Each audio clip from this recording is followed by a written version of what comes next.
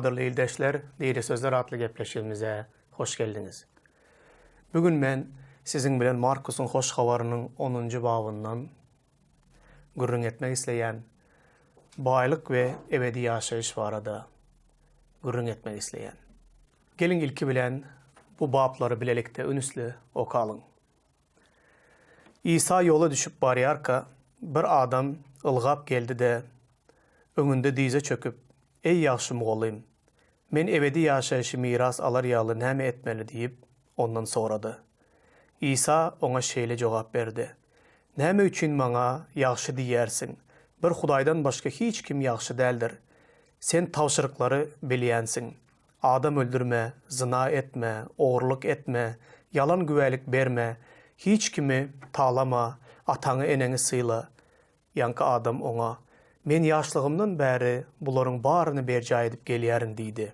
İsa oňa söýgü bilen seredip: "Seniň bir zadyň kem. Bar, nämeň bar bolsa sat da garyplara ber. Gökde hazynaň bolar.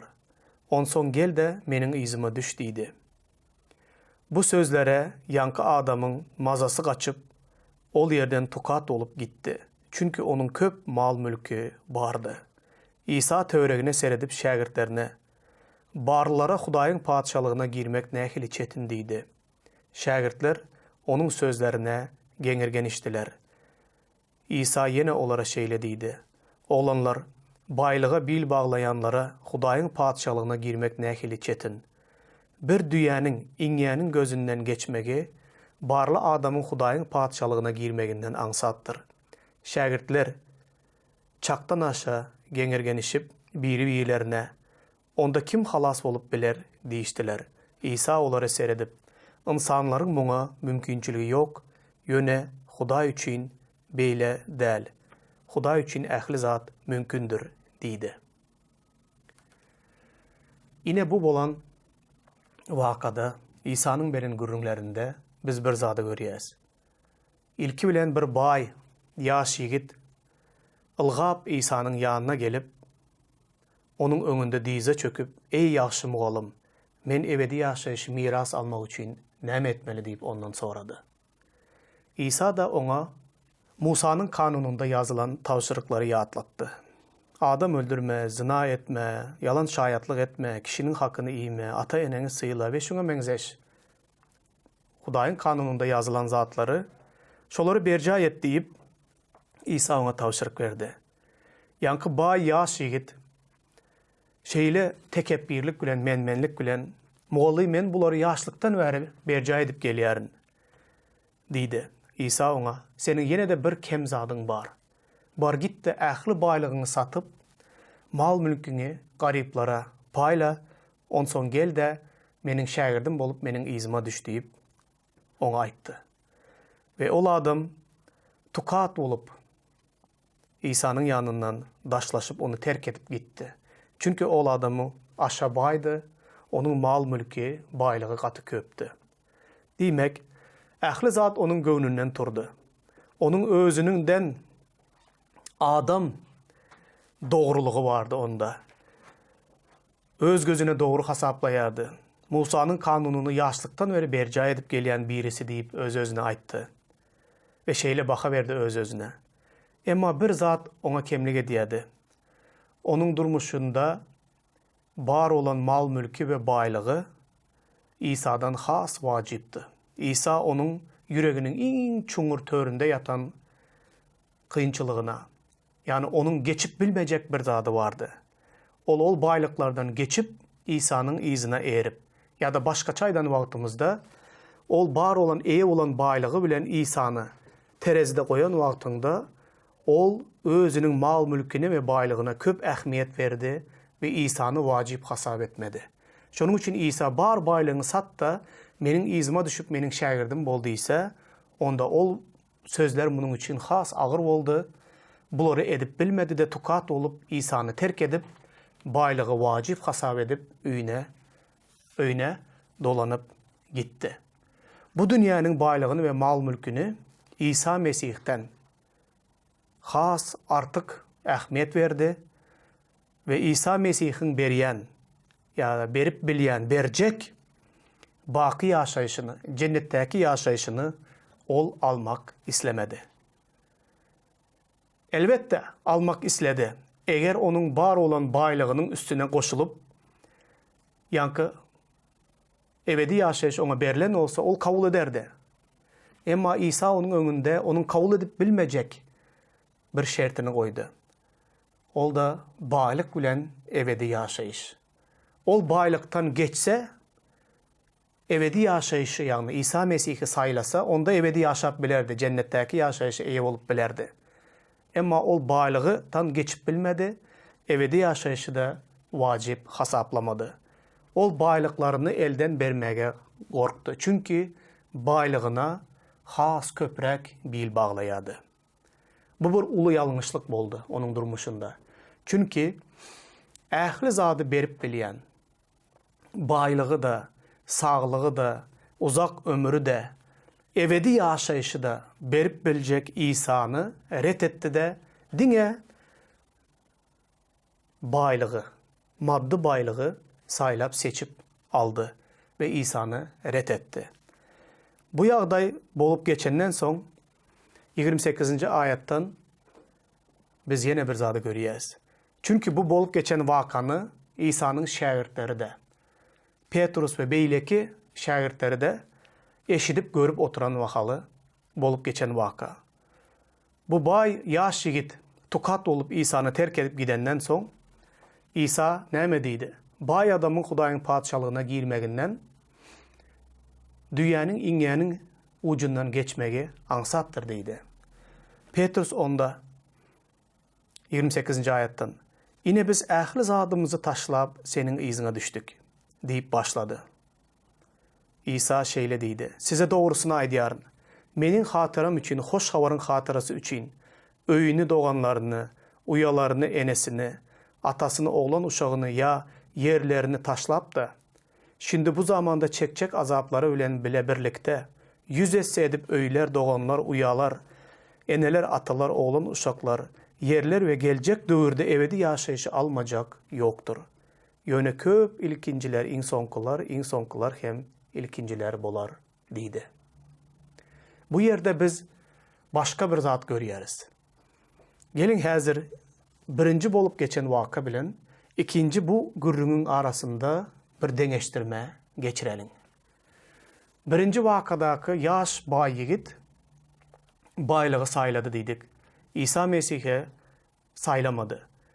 Baylığın yitirmekten korkup İsa Mesih'i reddetti de baylığı bilen kaldı. İsa'nın izine ermege saylap almadı. Ama yanlışlığı nemede dedik? Yanlışlığı bunda. Yani ehli zadı berip bilen, şol bir hatarda, baylığı da, sağlığı da, uzak ömrü de, ebedi yaşayışı berip bilen İsa Mesih'i reddetti de, dine de bir parça, bir bölege, bu dünyadaki maddi, mal, mülkü, altındır, gümüşleri saylap aldı. Yakı altın, gümüş, mal, mülk, uzak ömür de berip bilmeye, sağlık da berip bilmeye, ebedi yaşayışı hiç berip bilmeye. Ama İsa bunların ehlisini berip bilmeye. Senin bu bay, yaş yigidin aklı yetmedik zatları var. Ol göze görünen baylığının ehli zat ona bil bağladı ve ehli zatı mal, mülk bilen, pul bilen satın alıp bolar deyip iman etti. Ama İsa'nın ehli zatı pula satın alıp bolmayacak zatları da berip bileyenine iman etmedi. Ve ebedi yaşayışı hiçbir pula ve mala, mülke satın alıp bolmayacağına düşünseydi, yankı yaş yigit, onda ol İsa'nı saylap, ehli zadını satıp gariplara paylap, İsa'nın izine erip onun şagirdi bolardı. Ama bu zatları görüp bilecek iman onda yoktu. İkinci vakada şagirdler bize näme olur ka deyip, olarum adam fikri bilen fikirlendiler. Çünkü onlar hakikattanam. Yankı bay yaş yigitten tapavutulukta şagirdler öyünü, ayalını, çağlarını, bar mal mülkünü, işini, balıkçılık gemilerini, torlarını, ehli zatlarını taşlap İsa'nın izine düşendiklerini ilerideki bablarda okuyarız. Hakikatten bu şeyle oldu. Şunun için Petrus şeyle sözler bilen İsa yüzlendi. Bu da düşünmesi kıyın zat değil. Sebebi Petrus da bir adam Adam pikiri bilen ol şeyle pikirler etti ve İsa'dan gönümel soradı. Yine biz ähli zadımızı taşlap senin izine düştük deyip başladı. Onda bize näme bolar ka diyen İsa hanı bize näme diyereke deyip ondan bu sorağın cevabını almak istedi. İsa da ona açıktan açık cevap verip başladı. Aslında siz doğru ettiniz. Ähli zadı taşladınız da menin izime düştünüz. Çünkü ähli zat meninkidir. Men isleyen adamıma isleyenimçe berip bilyen. İsa doğrusunu aydarın.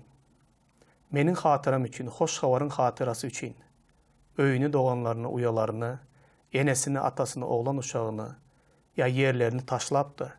Şimdi bu zamanda çekecek azapları bilen birlikte yüz etse edip öyler, doğanlar, uyalar, eneler, atalar, oğlan uşaklar, yerler ve gelecek dövrde ebedi yaşayışı almayacak yoktur.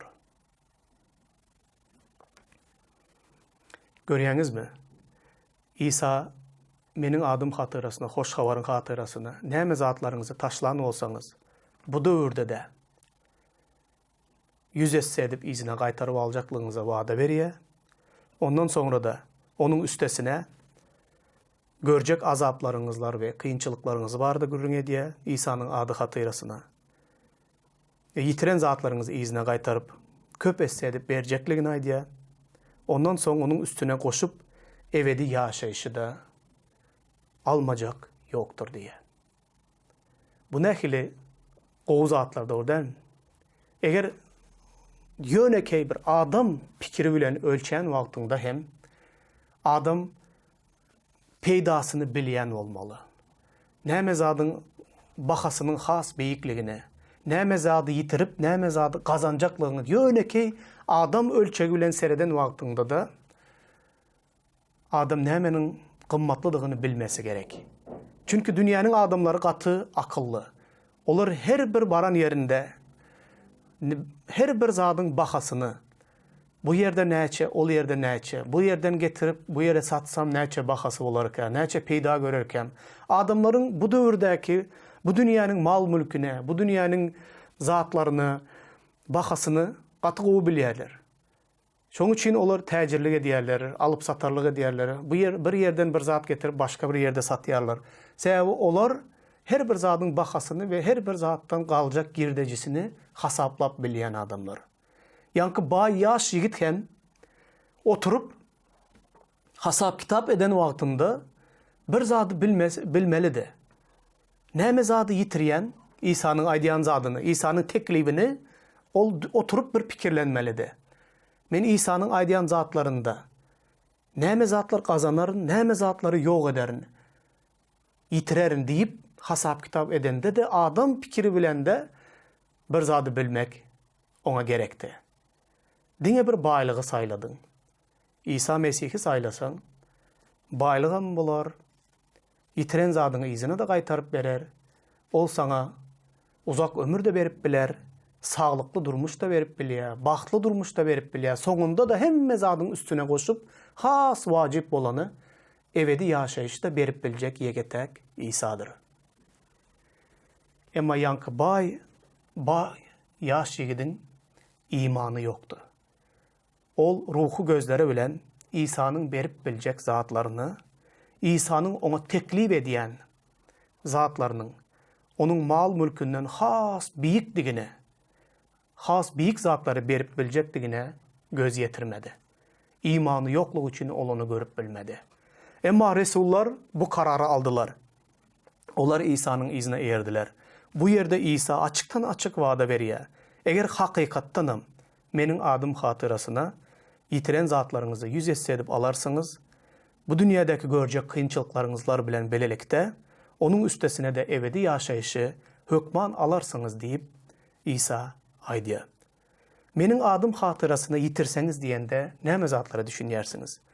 Menin adım hatırasını yitirseniz diýende iki hili yitirme vardır. Bir hili yitirme, seni İsa Mesih'e iman edenliğin için enen atan, oğlun kıyzın, doğanların, yurdun, qarındaşların, dostların hemmesi seni İsa Mesih'e iman edenliğin için seni ret edip bilerler.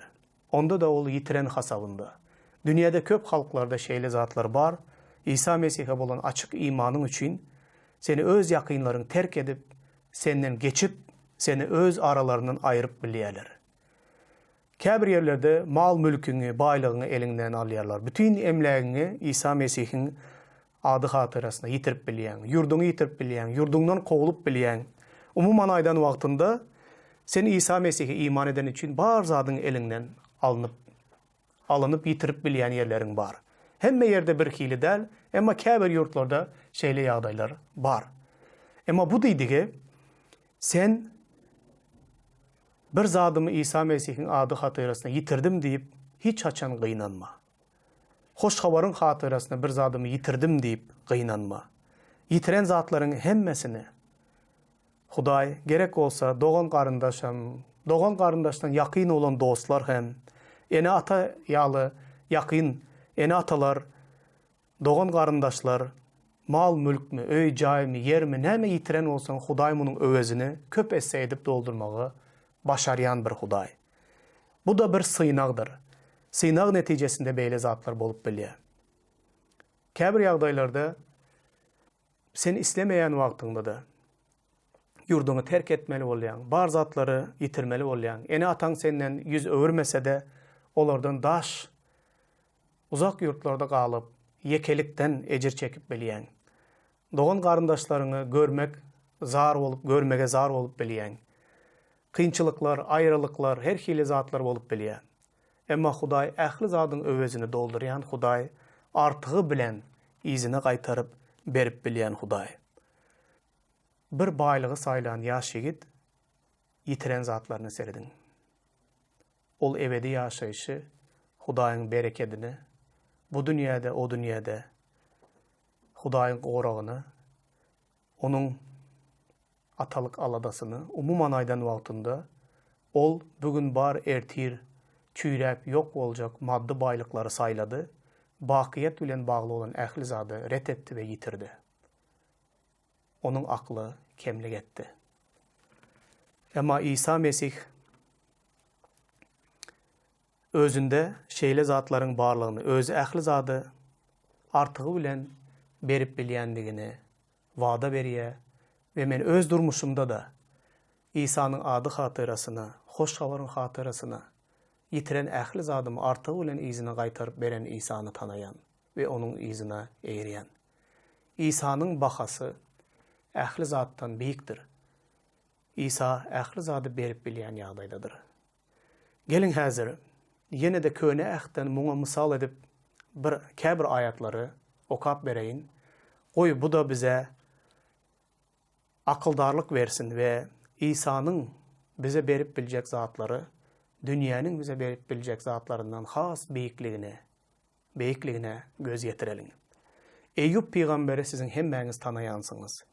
Eýüp peýgamberiň imany synalýa we ol gaty baý adam, barly adam bolýa, atly awraýly adam bolýa. Onuň 3 sany gyzy, 7 sany oğlu bolýa.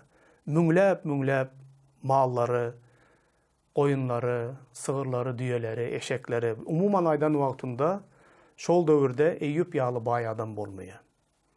Emma Eýüp bar zadyny yitirýär, hatda öz saglygyny da yitirip, deri keseline, heýbere keseline uçurap, özü çüýräp başlaýan. Şol ýagdaýda da ol Hudaýdan yüz öwürmeýär. Ol hemişe aýdýady. Hudaý berdi, Hudaý aldy. Ol zadyny yitirmekden gorkmaýady. Şonça betbagçylyklar onuň başyna gelse de Hudaýa garşy hiç bir söz aýtmady. Eýüp şeýle adamdy.